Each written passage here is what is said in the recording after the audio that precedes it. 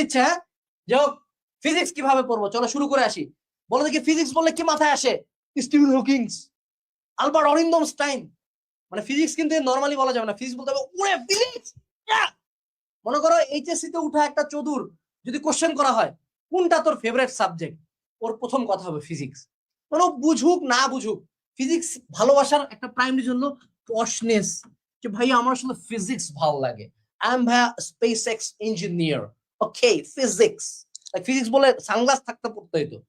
কিন্তু বাবা ফিজিক্স কে যেমন ওভার হাইপ তোরা করিস, এটার গুরুত্ব কেমিস্ট্রির মতো, ম্যাথের মতো, বায়োলজির মতো, বাংলার মতো, ইংলিশের মতো। Physics is not a different subject. Yes you can like physics, there is no wrong with that.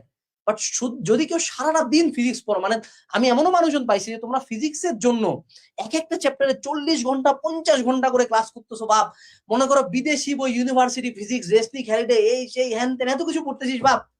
ভাই কোশ্চেন তো আসবে একটা, পরে দেখা গেল বিদেশি বই ওয়াল্টার লুইন, এইচসি ভার্মা সব করে আসে, ইসাকের উদাহরণ থেকে একটা ম্যাথ দিছে, ওইটাতে পোস্ট ডেট ওখানে। এই পাপ করিও না।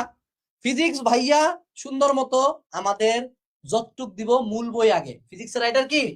Ishaq sir main. এখন থেকে মেইন আর সাব রাইটার একটু পড়ি। What is main writer? Main writer থেকে এভরি সিঙ্গেল লাইন পড়বো। সাব রাইটার থেকে মেইন রাইটারের বাইরে যে কোশ্চেন গুলো আছে সেগুলো সলভ করবো। এরপরে থার্ড একটা রাইটার কিনতে পারি, ডিপেন্ডস। সেটা কি হয়? সেলু, না হয় প্রামাণিক, না হয় তোফাজ্জল। ফিজিক্স মানে সবকিছু না, মার্ক হলো 100। চ্যাপ্টার ভিত্তিক কোনো ফেটিস রাখবা না। তোমাদের সামনে একটা ফেক উপস্থাপন করা হয়, নিউটনীয় বলবিদ্যা, উমা বুদ্ধি আর কি ভেক্টর, বাপরে বাপ, মানে পুরা ফিজিক্সের ভিত্তি গঠিত হয় ভেক্টরে। পরে সেকেন্ড পেপারে যে আবিষ্কার করবা চ্যাপ্টারগুলোর নাম একটু বলি। আধুনিক পদার্থ বিজ্ঞান, তেজস্ক্রিয়তার চ্যাপ্টার, তারপরে পাবা হলো জ্যামিতিক আলোক বিজ্ঞান, ভৌত আলোক বিজ্ঞান, তাপগতিবিদ্যা। এগুলা পড়তে যা ফাটে যাবে। তোমাকে দেখানো হয় ফার্স্ট পেপার খুব কঠিন, নো নো ব্রাদার। কারো যদি আমার কথা বিলিভ না হয়, দাগানো বইতে দিয়ে রাখছি, সেকেন্ড পেপারের বইটা খুল যা, সেকেন্ড পেপারের বইটা একটু উল্টায় দেখ, সূত্রগুলাই দেখ, সূত্রগুলা মানে মনে রাখতে মাথাটা একটু মানে চেক করে উঠবে। ফার্স্ট পেপার অত টাফ না, কোন চ্যাপ্টার ওয়াইজ বায়াসে বুক বানা।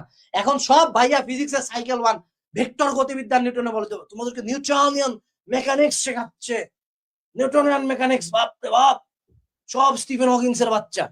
কিন্তু পরে দেখা গেল ইয়ার ফাইনালে ফেল। সব চ্যাপ্টার সবগুলা পেপার ইম্পর্টেন্ট। আমরা এখানে যতগুলা দিছি একমাত্র আমাদেরই ফিজিক্সের একাডেমিকের ক্লাসের পাশাপাশি ম্যাথ সলভিং ক্লাস আছে। একটা বই সামনে লঞ্চ হবে, তোমরা পাবা, পাঞ্জেরি লেকচার বের করে। গাণিতিক পদার্থবিজ্ঞান একমাত্র আমাদের এখানে গাণিতিক পদার্থবিজ্ঞানের আমরা 3টা সবগুলা রাইটার ম্যাথ টাইপ ওয়াইজ করাইছি। এরপরে আসো 3টা রাইটার মিনিমাম ম্যাথ করতে হবে। এবং রিডিং এর জন্য ইসাক স্যার, এই আমার কলেজে ভাইয়া অন্য রাইটার বসে মানে যেটা বলবো রাইটার সেটাই। ইসাক স্যার আমার বাপ পড়ছে, আমার বাপ, আমি পড়ছি, আমার পোলা পড়বে। এরপরে অনুশীলনের এমসিকিউ পড়তে হবে মেডিকেলের জন্য, যাদের মেডিকেল টার্গেট মূল বই রিডিং পড়তে হবে, অনুশীলনের পড়তে হবে। যদি ইঞ্জিনিয়ারিং পড়ার ইচ্ছা থাকে তাহলে কি আমি এখানে লিখছি এইচসি ভার্মা পড়, রেসনিক হ্যালিডে পড়, এগুলোর উপর ভিডিও দিছি। এগুলাও আমার কোর্সের ক্লাসে আমি করাইছি দুই একটা ম্যাথ। আইআইটি জেই সলভ কর, নো, গাণিতিক পদার্থবিজ্ঞান থেকে ম্যাথ সলভ কর। তারপর ইঞ্জিনিয়ারিং কোশ্চেন ব্যাংক সলভ কর। ইঞ্জিনিয়ারিং কোশ্চেন ব্যাংক কই আছে রে? কোর্সের মধ্যে ইউনিভার্সাল লেকচার শিট আছে না, ওইটার ভিতরে দেখবা ইঞ্জিনিয়ারিং পার্ট আছে, ওটা ইঞ্জিনিয়ারিং কোশ্চেন ব্যাংক। কোর্সের মধ্যে ইঞ্জিনিয়ারিং কোশ্চেন ব্যাংক সলভিং এর আলাদা ক্লাস আছে, অ্যাডমিশন প্রশ্ন ব্যাংক সলভিং ক্লাসের আন্ডারে ইঞ্জিনিয়ারিং ক্লাস, এটা দেখিও। এরপরে আসো বেসিক একবার, প্র্যাকটিস বারবার, আর সূত্র মুখস্থ কার মতো? হাফেজের মতো। পরীক্ষার হলে যদি ফিজিক্স সূত্র প্রতিপাদন করতে যাও, দেখবা স্যার খাতা নিয়ে চলে গেছে, তুমি সূত্র প্রতিপাদনই করতেছিলা। সূত্র মুখস্থ করবো, থিওরি অবশ্যই ভালো মতো বুঝবো, বাট বাবা প্র্যাকটিস করিও। ওই এক নদী নৌকা আমি মনে করো এমনি আর্ট করি, এমনি টানে। মনে করো নতুন ফিজিক্সের তো টিচারদের একটা ব্যাপার আছে, রং এইদিকে একটা টানছে, এইদিকে আরেকটা টানছে, তার নিচ দিয়ে এমনি করে আরেকটা কালার দিয়ে টানছে, দেখুন বাপ বাপ কি ওটা কোন হয়ে গেছে। এগুলা ভাইয়া পরে, আগে নিজে ম্যাথ কর। বুঝছিস তুই, ঠিক আছে তুই ম্যাথ কর। Last but not least, MCQ shortcut শিখিও ভাইয়া। ফিজিক্সের 25 মার্কের এমসিকিউ হবে।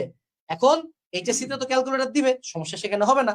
সমস্যাটা হবে ঢাকা ভার্সিটি যাবি, রাবি, চবি, সেম কোশ্চেন, বরঞ্চ তার চেয়ে কঠিন কোশ্চেন, এবার ক্যালকুলেটরটা হাত থেকে কাড়ে নেবে, তখন লাগবে শর্টকাট। এই জন্য সুন্দর মতো অ্যানালাইসিস রোডম্যাপ ক্লাস না, আমাদের এখানে অ্যাডমিশন প্রশ্ন ব্যাংকের ভার্সিটি ক্লাস আছে, ফুল অ্যাডমিশন ভার্সিটি ক্লাস আছে, এলা কইরো।